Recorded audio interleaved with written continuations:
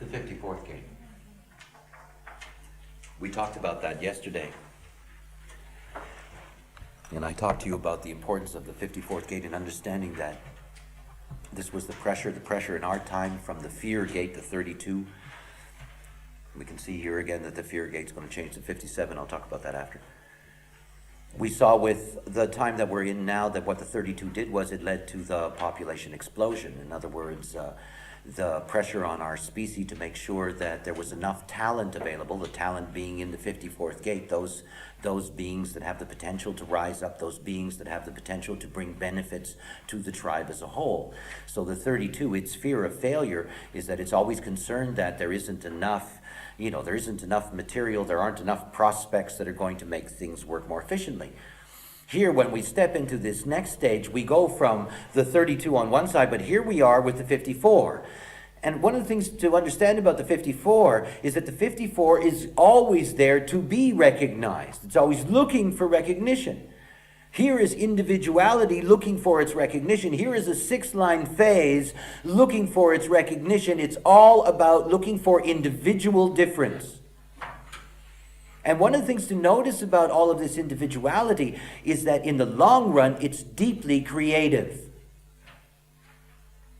It's deeply creative. One of the most creative streams is fulfilling its mutation. The 39 to the 55, the 22 to the 12.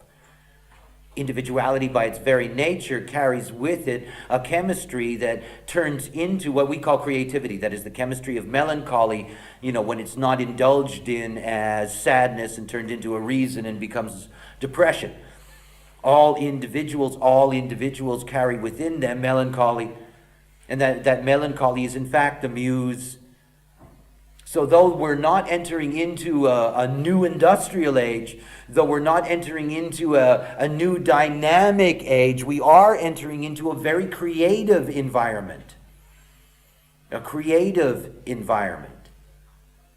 And a creative environment that will operate in ways that we have yet to really grasp. In Korea, now, there's a game they play, and it's a virtual game, and every night 180,000 Koreans go online, 180,000 of them, they go online and they all participate in this game at the same time. Now I watch my children and their high-tech capacity and absorption, and I know that somewhere out of all of that comes different forms of communicating, different forms of creating, different forms of being busy with the muse. And one of the advantages of having a well-established platform is that you can put your energy into the creative rather than the developmental. I mean, I don't want to leave you all with this very sad, frightening image of a cycle, because I do want you to see that the exciting part of this mutation has nothing, unfortunately, to do with humans. The exciting part of this mutation is the advent of the true wraith. That's really what it's all about. Yet at the same time, it doesn't mean that it's going to be a horror trip for the humans that survive. I mean, we are going to have a lot of human beings disappear.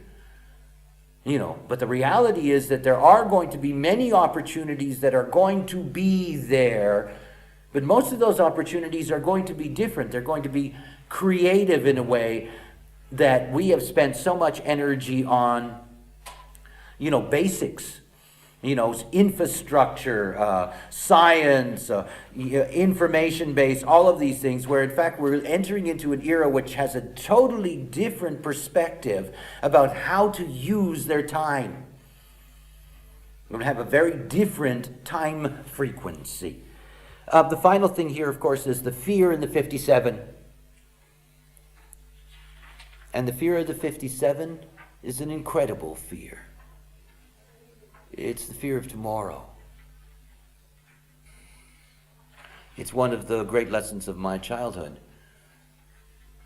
I must have been 12 or 13 years old, and I was always getting into trouble in the classroom. I wasn't very good at that role, and had a big mouth, and was generally smarter than my teachers, which often got me into trouble. And one of them had a visceral dislike for me, was a math teacher. And he had put an equation on the board, and I said it was wrong. And, well, it wasn't quite that. He put an equation on the board, wanted an answer. And he put up the answer, and I said that there was another way to do it. And he said, well, go and show me. And I went up to the board and I showed him. And he didn't accept it. And it was correct. And I told him that he was an idiot. And he told me to get out of his class, and I told him he'd have to push me, and blah, blah, blah. It ended up as a very, very nasty scene in which I assaulted my teacher. And so I had to be punished. Anyway, I went home, and I was sent home. And I had to come back the next morning and go to the principal's office. And in those days, I had corporal punishment. I had to receive a leather strap on both hands 25 times on each hand. And when you're through, and they lift, they go over and whack. And it's a big, long leather strap, and not a pleasant thing. And your hand really swells up, and, you don't use them for a while. I couldn't sleep that night. I couldn't sleep that night. I kept thinking about how horrible it was going to be to have that kind of physical punishment for this idiot who was just stupid, the whole thing was insane for me, but I was terrified about receiving this punishment. And it got bigger and bigger and bigger and bigger and bigger. At 6 o'clock in the morning, I got dressed and went to school. I waited for the janitor to open the place up. I sat outside of the principal's office until he came. As a matter of fact, when he came, I said to him, will you do it now, please? Which he didn't think was very amusing. I couldn't wait to get it over with. I gleefully put both my hands out, and he whacked away. And in my head, I was thinking, this isn't as bad as I thought. And I'm taking this horrible beating, and it was like, this is okay. This ends. Now, I'm a 50-27. I have no business being afraid of tomorrow. I don't. But the fear of tomorrow lies in the 57th gate. It's a deep, deep theme. And the only answer is to live in the now. It's the only answer. There is going to be a great deal of fear of tomorrow in this cycle because it is the mutative one. Fear of tomorrow in the extinction of what is humanity. Fear of tomorrow because of the flying around of diseases practically impossible to control. Fear of tomorrow for those new mutations that come into the world, whether they'll survive. All kinds of fear of tomorrow. Yet in the pure individuality of that cycle, and given its 6-line theme of entry, so important to recognize that all you can do is be yourself in the now. There isn't anything else. It's all here now as yourself. And it is the only thing that will protect us. So you can begin to see from these 8 gates the flavor of the opening up of this mutative stage. After lunch, we'll look at the solar plexus center and how the solar plexus center goes through its transformation.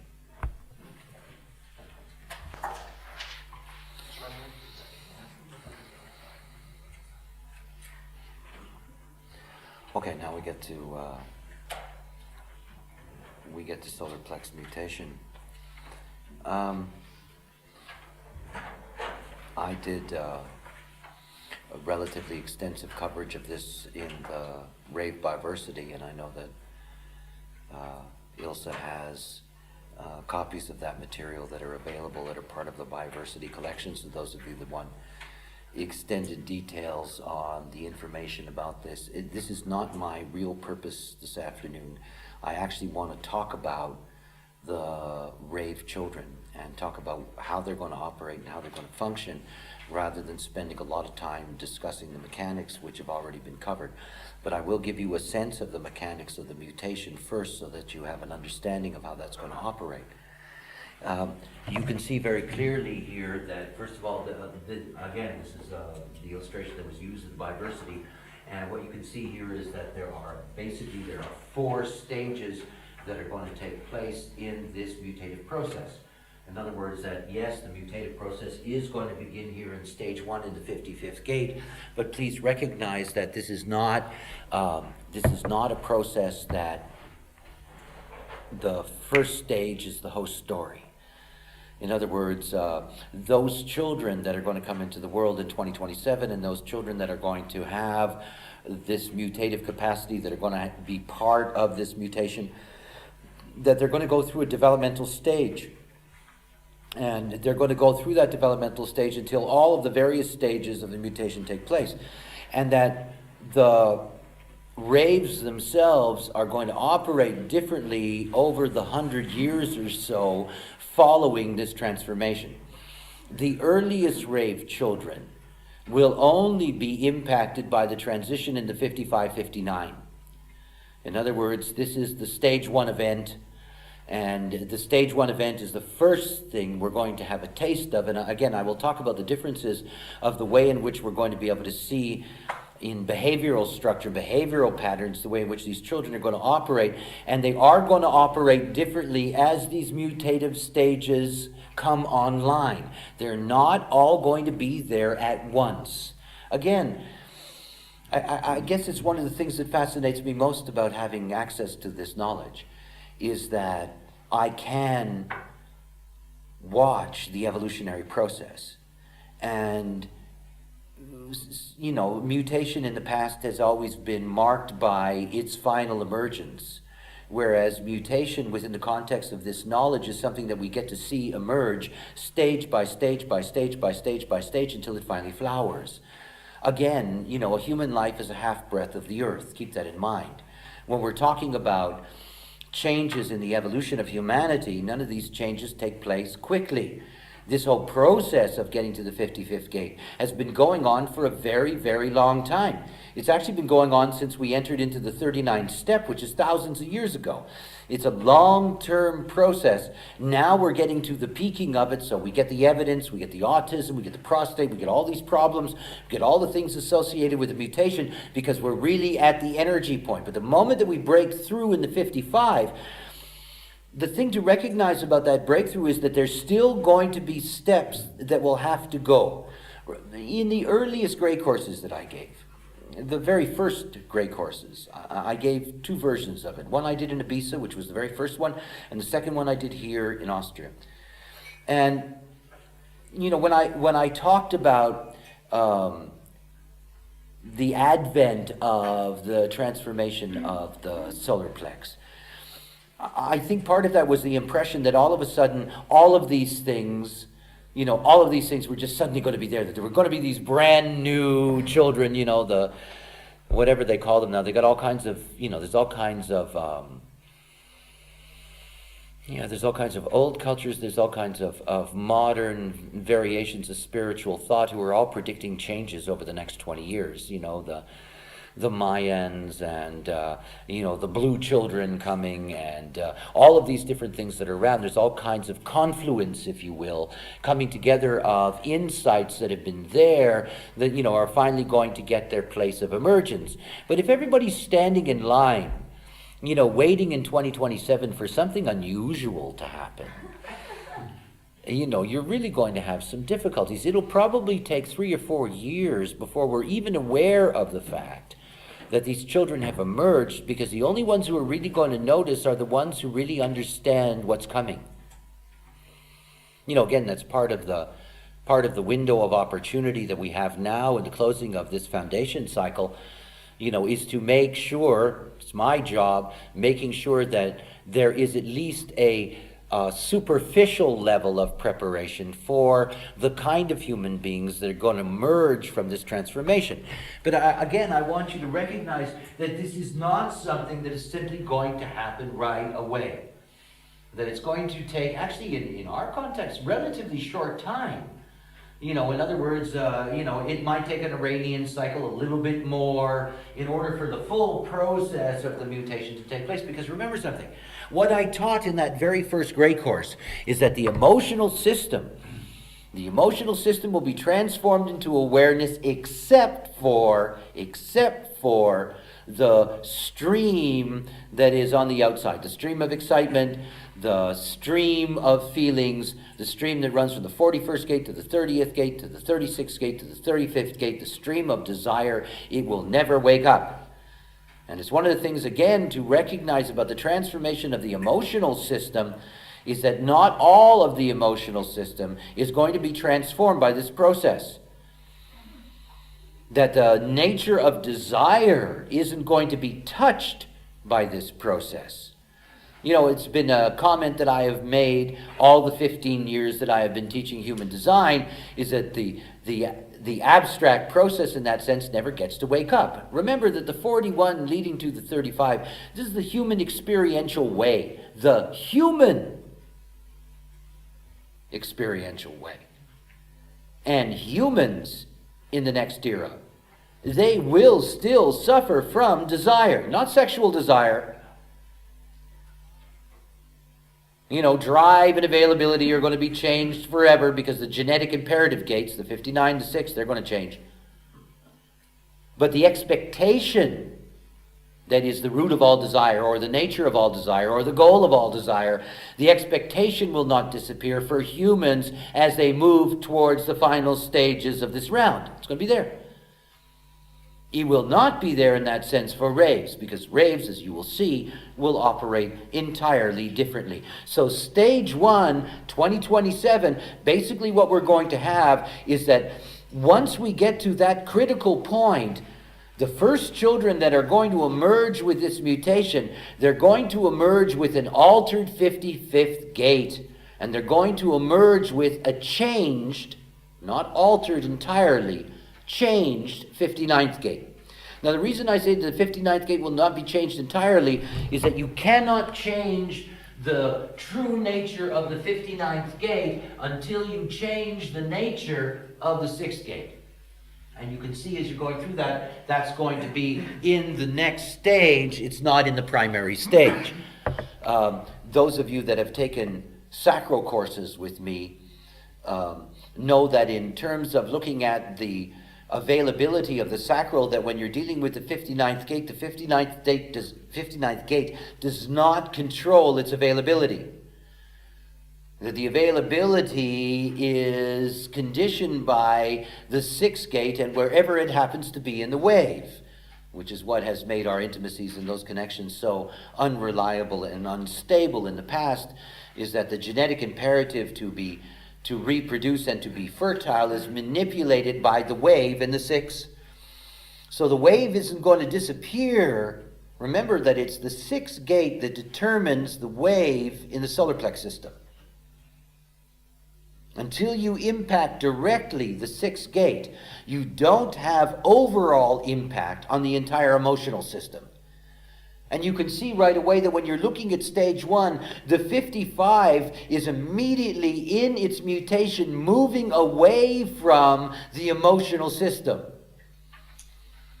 In other words, if you look at the mapping of that, or the cartography of that, what you see is that the mutative energy goes down to the 39, up through the 360, which is the mutative font, if you will, and then to the 59. It doesn't go there through the 6. Now, the obvious reason is that the 55 has a special relationship to the 59. That is its polarity. That is its mirror chemistry.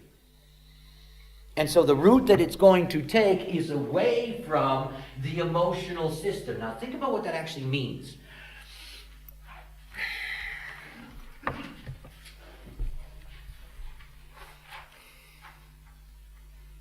As long as there's been an emotional system, and as long as there's been a 55th gate, all individuality has been indecisive. All individuality has been indecisive. There's a term I've used over many, many years. It's called genetic continuity. This genetic continuity is very important to understand, That is, that the 55th gate, being a gate of deep, deep, deep unknowing, that is a gate of fickleness, a gate of indecisiveness as a result of unknowing, that through genetic continuity, it impacts on every other gate. It impacts particularly on every other individual gate. So no matter where you look at individuality, if you look at the 4323 or you look at the 1222 or wherever you look at individuality, what you're going to meet is indecisiveness that's there through the genetic continuity that's rooted in its source. 55th gate. 55th gate. Now think about what's going to happen. We're going to have a 55th gate and the motor is going to be turned off for the 55th gate. It is no longer going to respond to, connect to, or be impacted by the emotional motor. Now, the moment you take away the wave, you're going to take away the indecisiveness. You're going to take away the indecisiveness. And one of the most important things about the 55, and again, this has a lot to do with understanding how the rave is going to operate, but it's premature for me to talk about that yet, so we'll keep that in mind, is that one of the things to recognize about the 55 is that the moment you take away the indecisiveness, there is a pure emotional knowing that's possible. Now, nobody alive can grasp that. Nobody. Nobody alive now can grasp that. Nobody. It is not possible for us, out of the solar plex center, to find an absolute. It is not possible. Everybody knows who is emotional, everybody that's gone through the whole business of authority and all of these things understands that the best you can do with the emotional motor is be clear. And clarity is not an absolute.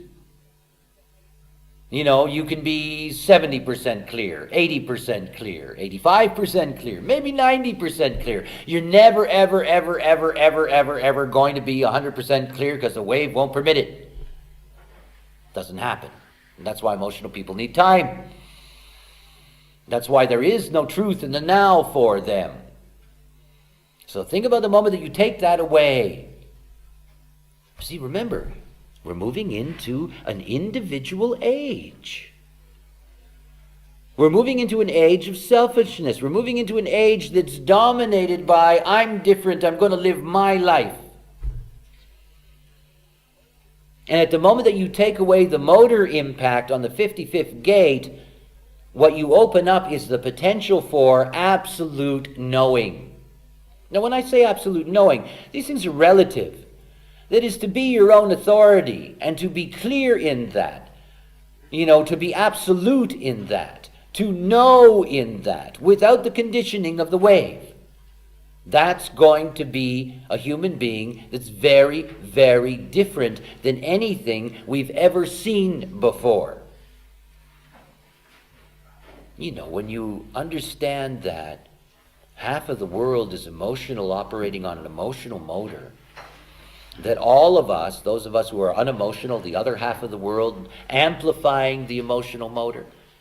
So we have nothing but an emotional motor-dominated reality. That's what the not-self lives in, and all the confusion that comes with that because everything's moving in that wave. No certainty, no absolute. Some of my harshest critics in the early days were upset that I called human design the absolute of the Maya. I said, what the hell are you talking about? What absolute? There are no absolutes. Yes, there are. There are. And one of the things to be clear about is that the first absolute is self.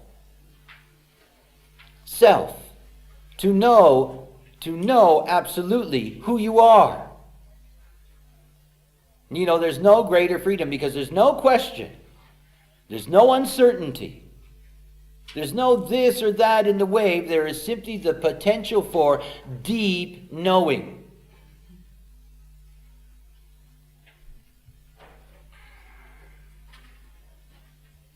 I talked about aloneness.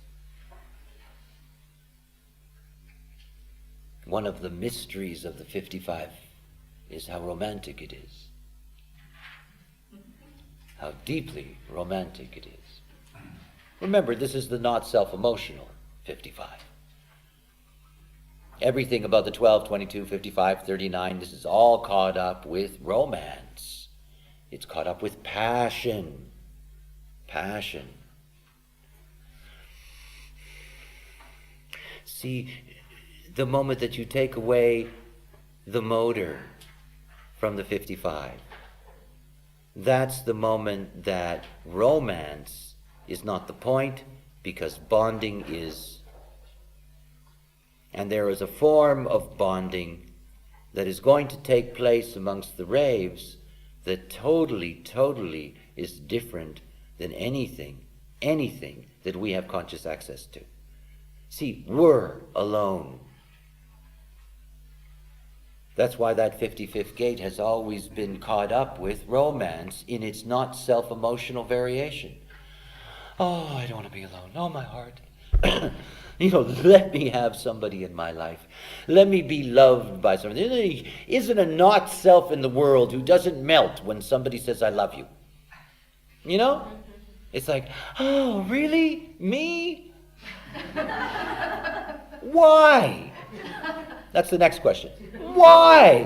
Why do you love me? Tell me. Maybe you can tell me something that I can see for myself. So you have all this romance to get away from the aloneness, when in fact, it's obviously what we're here for. Raves won't be alone.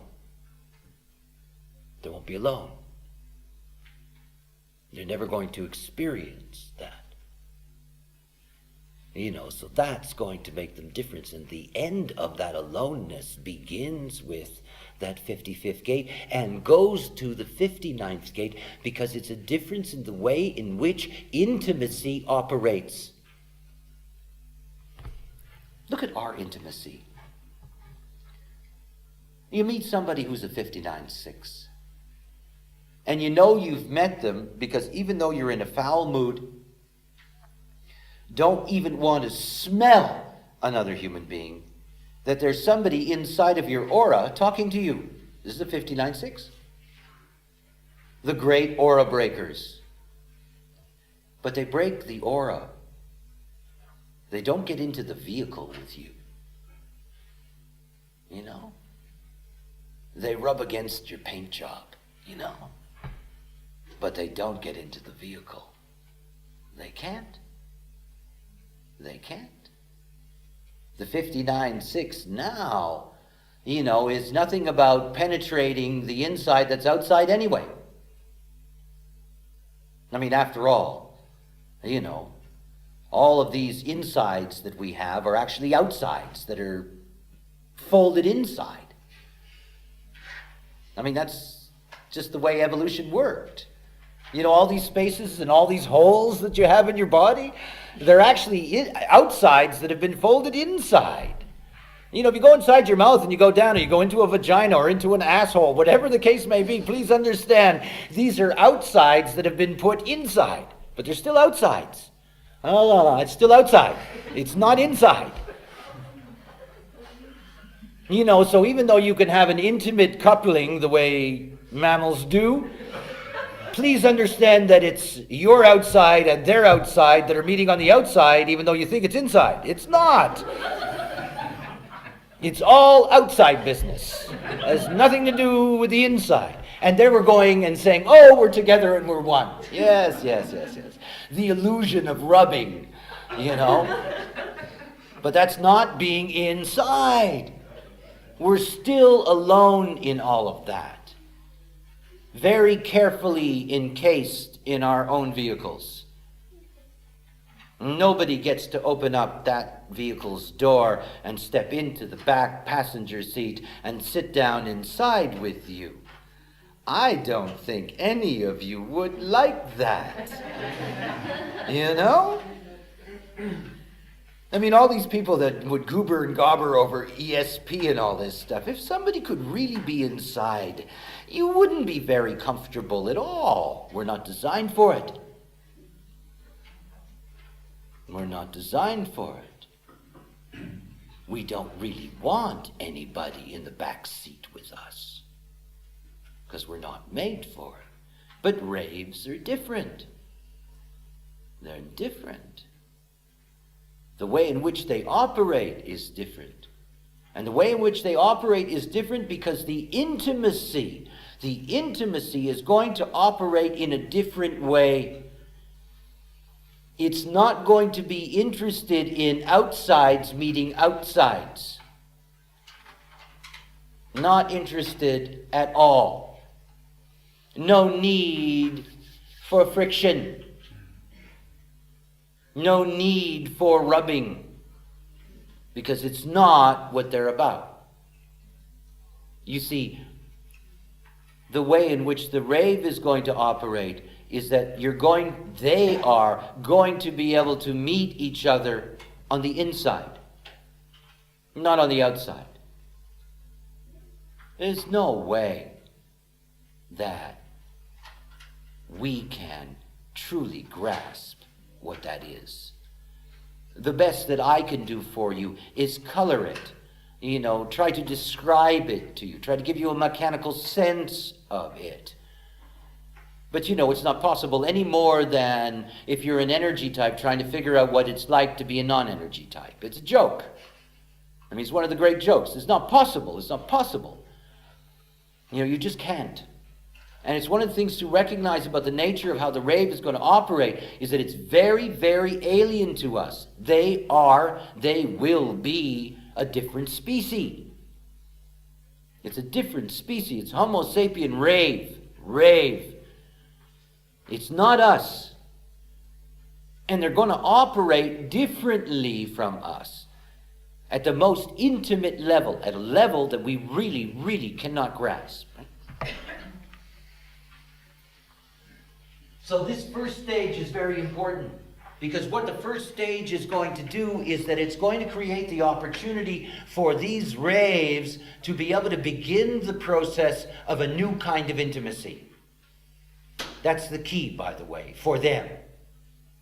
In other words, that intimacy is rooted in the fact that they're going to experience a third awareness. Now try to imagine something. The difference between the spleen and the mind. The mind does not understand your spleen. Anybody who's splenic knows that the mind doesn't understand your spleen. It's just obvious. And the way in which those two awarenesses operate are enormously different. And there is a difference in strength and frequency. The immune system, our splenic awareness is very, very weak, and as I said, getting weaker. Our mental awareness is very powerful and penetrating. Emotional awareness will be much, much, much more powerful and much more sophisticated than mental awareness. Because remember, everything having to do with mental awareness is about how the outside learns from another outside. Not how an inside learns from an inside. Very different. Imagine what that would be like if you could just step into somebody's back seat and just go along for the ride and get everything that operates within them at that level. We can't imagine an intimacy like that. It's spooky. The not-self has more dirty laundry than anyone can imagine. Wouldn't want anybody probing around in there and living all of that.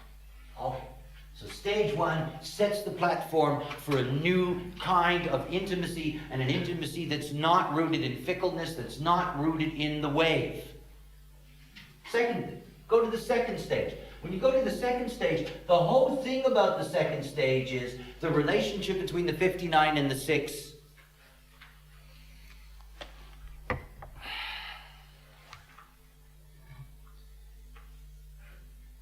When I first began to outline the glandular and organic relationships of gates, the 6th gate was always described as it being related to pH. And one of the things about the nature of pH is that what it does is that it creates barriers. It creates barriers between things. And by creating those barriers between them, those barriers can either be opened or closed, and it's determined by the pH. Now, one of the things to recognize about the pH as it relates to the sixth gate in humans is that our penetration is only allowed to be outside to outside. And everything about the nature of how deep one can experience intimacy has to do with the sixth gate and how that pH operates. Now, one of the ways in which the medical profession is going to be able to recognize these children is through pH tests and pH testing, particularly at the cellular level. They're going to be able to see that there is a radical difference in the pH values in rave children than in humans. And of course, all of this is actually about the fact that the rave is designed to accept intimacy on the inside. In other words, to be able through, let's call it porousness or an osmotic capacity, to be able to actually enter into deeper levels of interaction with another form.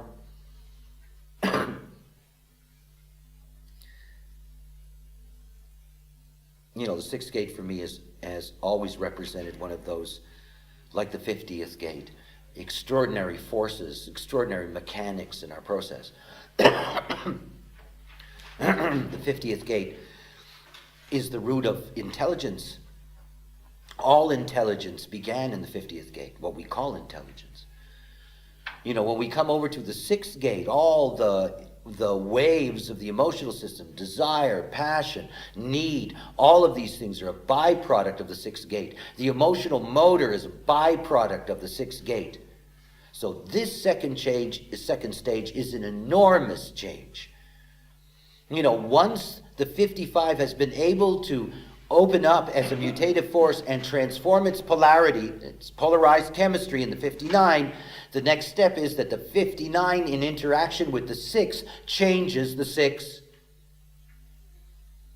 And that you can see that if you look at the 6, the polarity to the 6, by the way, is the 36, and you can see in this illustration, there is no movement from the 6 to its polarity. In other words, the connection between the 6 and the 36 is broken. Desire is hung out to dry, and it's left for humans. And the transformation of the 6, the basic transformation is that now that you have an altered 59 with a transformed 6, what you have is intimacy that's not physical. See, outsides to outsides is physical intimacy. That's what it is. It's physical intimacy. And it's physical intimacy in which boundaries meet. Period. And the whole thing to understand about this transformation is there is no more physical intimacy. It's gone. There's something else that's going to replace it. The emotional awareness is going to penetrate at another level. And that the breaking of an aura is, as a 59-6, is not simply the matter that you can step into somebody's auric range, but literally, that you can open up the door to the vehicle and step inside and sit down beside them. Inside. And they, the same with you. Again, we do not understand that. And there's something else to keep in mind. Because I'm framing this on the mental plane as an intellectual concept, the tendency is to think they're stepping into your mind with you. I'm not talking about the mind. They're stepping into a shared emotional awareness with you. I don't know what that means. How can I? It doesn't exist yet. No idea. But please don't confuse this with they're in your mind with you. It's not what I'm talking about. Yes, they can share the personality experience with you. That is the passenger. They can share the passenger experience with you, as you, in a sense, but not through mind, not through spleen, but through an aware solar plexus. I don't know what that's like. I truly don't. I can't imagine what that's like. Just as well. It's not for me. When you come over here to stage 3 is really when we're going to notice that these children are in the world. You know, this is when there's going to be enough of them that we're going to see the emergence of the 4037, and that 4037 is the community of that awareness. There's going to be a great effort necessary in the first century of this mutation to make access available for these children, for each other. I mean, it's not like overnight, and it's not like every birth after 2027 is going to be one of these children. Again, this is not the way that it works. You know, they're going to start coming in sprinklings first. And slowly, if the mutation is viable, it's going to keep on expanding. It's not, none of these things are ever overnight. So here, the transformation of the 4037. We saw and see now what the 4037 means to us. In other words, here is this organizational pressure on us, to find out the secrets and to bring out transparency and to create communities where everybody can feel safe and everybody feels like they know what's going on and everybody's participating and blah, blah, blah. Here you're going to see the 4037 without the wave. Without the wave. And this is no longer a bargain. The only reason that the 4037 makes a deal and has a bargain is that it operates in a wave. If you're going to make a bargain with a 4037, you better be sure that the bargain's clear. Because depending on where they go in their wave, they'll suddenly think that the bargain was something that it wasn't, or should be something that it isn't. That's why we end up with a 4037 always needing to have contracts, bargains, deals. You know what you have to do, they know what they have to do, and that way the wave doesn't get in the way. The wave is going to have that simply disappear. No more bargain, no more deal, but community. And community as a bond for preservation. In other words, they need to bond together. Remember, the biggest difference between humans and raves is that humans are always alone and raves are never meant to be. And it's one of the jokes that autistic children can't socialize at all. It's one of the hints about how different humans and raves will be. Because the social interaction of raves is very, very different than anything we can imagine in humans, where we're always outsides meeting outsides. And their need for the other is essential because unlike us, alone they're incomplete. Alone they're incomplete. They're not here to be alone. They will not survive very long alone. That's what I meant by a lot of resources and energy and kindness in the end will have to be made by humans for the benefit of raves. Well, we'll see how kind humans are going to be. We'll see. And then finally, the end of the game. Remember that there's a very special relationship between the 55th gate and the 49th gate. They both are the codon histidine. They both have very similar chemistry. This is really the chemistry that is transforming our world. And we saw that we began with the 55, and where we complete in stage 4 is at the 49. And you'll notice something here in this illustration, that this channel is illustrated to be in half. In other words, there is no other end, and there is no 19. And this is one of the most significant things. Think about the nature of the 49th gate, the way it operates in a human being in relationship to the 19. The 19 is a pressure to need security, to need territory, to need food, to need God, to need shelter, to need to be protected, to need many, many, many things. Deep pressure in the 19. And the 49th gate is a gate of principles operating in the wave, deciding who needs what and who doesn't need what, depending on where it is in the wave. And at the moment that you bring in humans the 19 and the 49, you bring our direct connection to the mammalian life. This is a cross-special relationship between humans and mammals, and it's one of the most important ones because it's rooted in basic territorial demands. Human beings, like all mammals, are deeply, deeply territorial. That's the animal in us. That's the 19th gate. These creatures are not going to be territorial. And they will not have any pressure to need. They will not need territory. They will not need God. They will not need marriage. They will not need all of these things. It's simply not going to be there. It's not going to be a point. It's as close as I come to science fiction is these creatures, because I know they're coming. I can smell them. And as a knower, how much I realize how little I could ever possibly know about them. That they're really going to be a different species.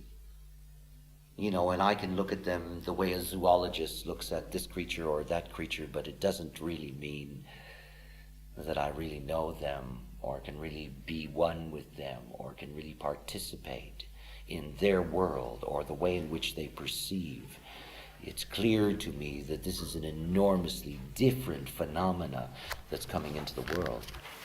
I put this illustration up there for one purpose. I'm not going to go through and discuss the various ways in which the circuitry operates. I want you to focus here on what's called the octave circuit.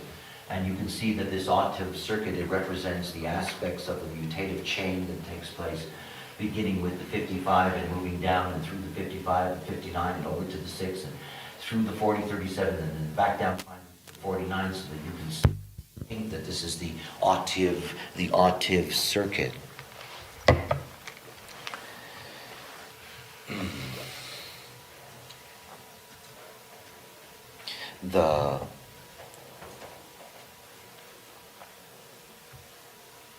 The voice gave me the design of many, many forms. It gave me the design of enclosed forms, inanimate objects, cells, insects, fish, reptiles, birds, mammals, plants, humans. I have designs for certain planets, stars. I have a design for the Earth. Many of those I've never shown anybody. Just designs of things. But I was also given two extraordinary forms. Transpersonal forms. Transauric forms. One of them is called a penta, one of them is called a wa. In family practice, in my training of people to be able to do family practice, because looking at any group of more than 2 people, that is 3 people to 5 people as an example, the penta is ultimately a 5. That the way in which that vehicle operates is totally different from any individual analysis or any coupling of individual analysis. When you're looking at a penta, when you're looking at this potential between 3 and 5 forms together, that the auric combination is read through a limited graph. That is, it has its own unique matrix, and in that matrix it has its own unique values. Everything about being human is that all human beings operate in pentas, and operate in pentas all the time. but we have no conscious access to them. None whatsoever. In other words, every time that you're 3 people together at a table, or 4 people, or 5 people together at a table, that you're operating in a configuration that ignores most of what you are and superimposes that with a totally different matrix. And out of that totally different matrix, what you become within that environment changes and is different from what you are as a unique individual. Now, I'm not going to go through a whole process of teaching that. This is what I teach in family practice. But just to give you a sense that there is this very, very basic trans-auric form. Everything about the development of consciousness operates through pentas. You know, again, our individual trip is not important to the program. And most of our value to the program is done despite of us, you know.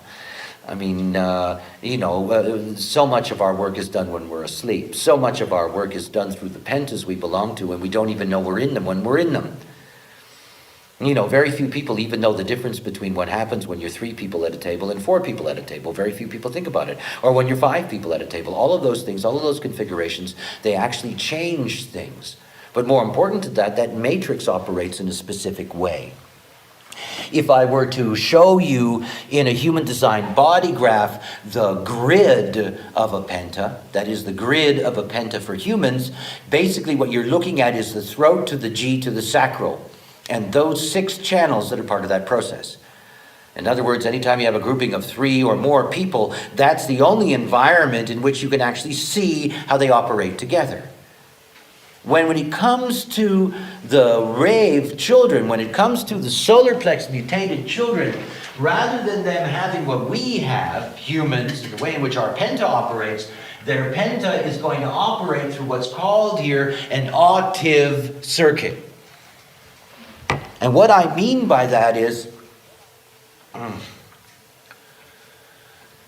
poetically, they wake up to the dream.